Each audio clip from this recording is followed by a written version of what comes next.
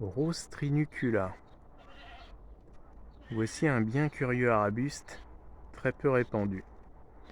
Originaire de Chine, il fait penser à un buddleia. À utiliser, il est tout de même assez particulier, puisque on n'en fera pas des haies, on l'installera plutôt en massif, éventuellement parmi des plantes vivaces. On voit qu'il ne développe pas de bois très rapidement, puisque les petits troncs ont une dizaine d'années et ils ne dépassent pas 15 mm de diamètre. Le feuillage et le port de l'arbuste rappellent beaucoup les buddleias. On peut observer que les tiges des jeunes pousses sont un petit peu tomenteuses.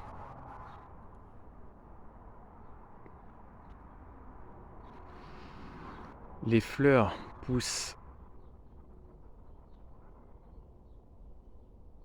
au bout des tiges. La floraison s'épanouit fin août. Les fleurs sont un peu retombantes à la manière d'une glycine ou d'un buddleia.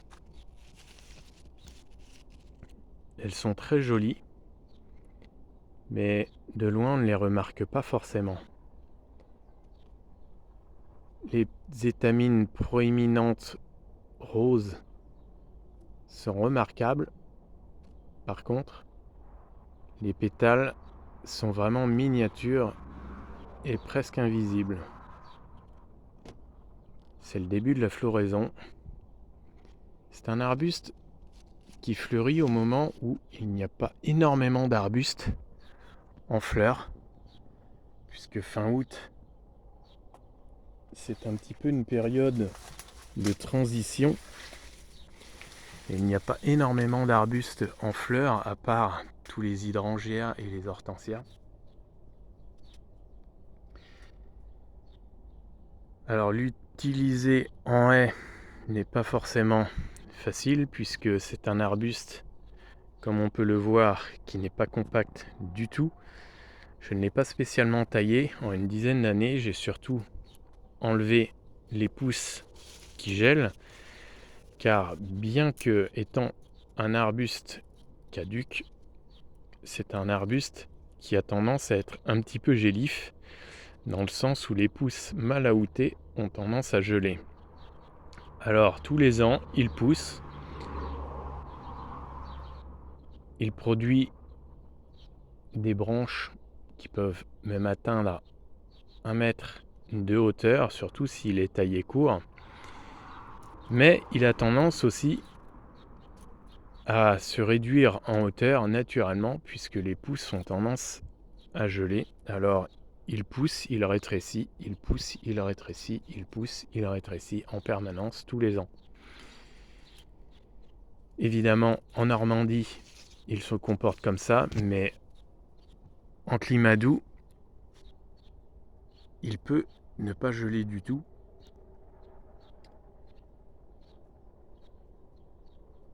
C'est un arbuste original, assez curieux, qu'on ne croise pas tous les jours, plutôt à associer dans des massifs de plantes vivaces. On peut le tailler très très court, il repartira de la souche. En général, c'est une plante très robuste, relativement vigoureuse, et même taillé très court, il fleurit systématiquement. Surtout que les arbustes et les plantes qui fleurissent à cette époque, en général, fleurissent beaucoup plus facilement. C'est un peu comme les fuchsias par exemple. Sa croissance est un petit peu ressemblante aux pivoines arbustives, dans le sens où les pivoines arbustives ont un développement un peu similaire, mais beaucoup moins vigoureux. Les pousses aoûtées, mal aoûtées, ont tendance à geler aussi. Évidemment, si on veut le mettre en valeur, on le plantera, pourquoi pas en isolé sur une pelouse ou avec des plantes très très basses à proximité. Celui-ci mesure 2,50 m. Aujourd'hui, je ne l'ai jamais taillé. C'est le début de la floraison. Nous sommes fin août et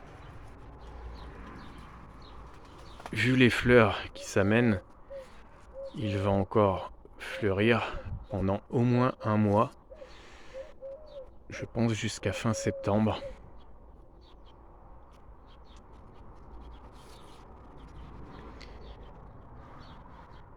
Voilà un bien curieux arbuste.